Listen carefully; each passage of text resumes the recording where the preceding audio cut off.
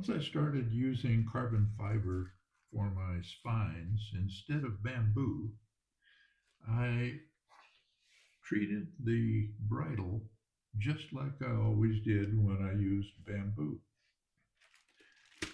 Like this, it was just a 3-point bridle. Connections on the bow up here, and then one connection closer to the tail for the lower connection point of the bridle.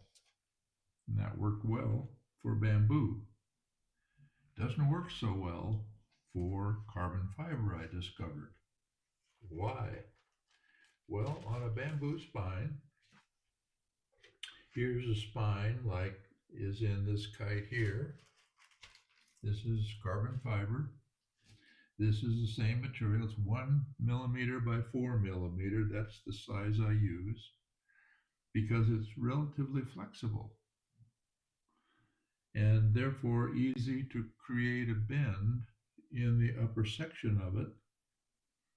With bamboo, you do that by changing the cross section of the bamboo where you want it thinner and make it a little thicker where you want it stiffer. So you have control of it when you make the spine.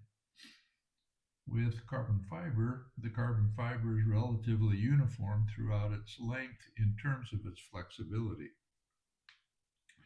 So this spine is a spine I took out of a kite that I didn't want to mess with anymore.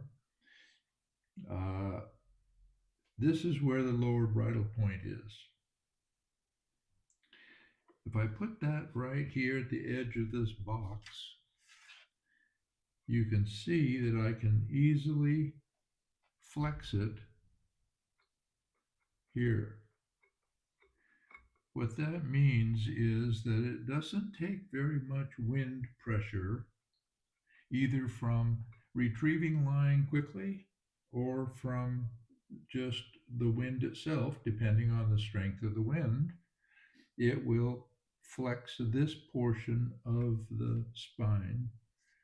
And in a kite, that means that it will push this lower part of the spine backwards a little bit, releasing some of the pressure that would be built up from the wind. I don't like that because it reduces the forward speed of the kite and its tracking ability as well.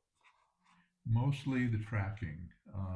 It really minimizes the straightness of the track and how long you can keep a kite in a straight path when you're retrieving line or just from the wind pressure itself, depending on wind speed. So what do you do about it? Well, with a carbon fiber spine, you have two options really. One, you could add a section of an additional piece of carbon fiber. It could be a rod like a 0.03 or so, you just glue it on there, or another piece of the flat carbon to stiffen it here, to prevent that from happening. You don't want it to be flexible like this at the tail, or at least I don't. The other is change the bridle. Change the bridle so that the bridle itself will support the spine in the lower section down here. So to do that, I'm going to change the bridle to be a 4-point instead of a 3-point bridle. It will have two connections down here and two connections up here. The upper part won't change, only the lower part. And I'll just put the lower section or the lower connection point of the fourth leg, I guess you'd call it, lower closer here so that this smaller distance will virtually not move at all, except with quite a lot of pressure. So that's what I would do to solve that issue.